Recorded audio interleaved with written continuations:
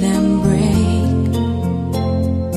I am but a traveler, been most everywhere. Ask me what you want to know.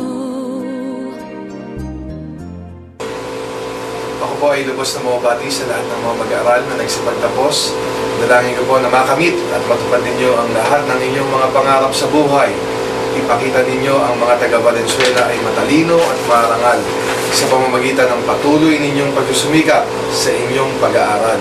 At tuluyan ninyong maipakita sa mundo ang inyong galing at talino sa anumang larangan.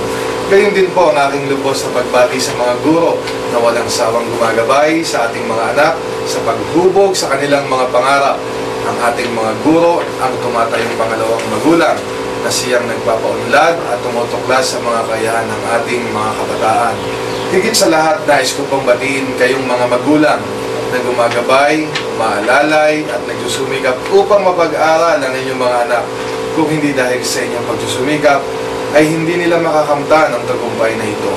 Totoo nga ang kasabihan na walang ibang pamana na maibibigay ang mga magulang sa kanyang anak na hindi mananakaw ng sinuman kung hindi ang kanyang edukasyon.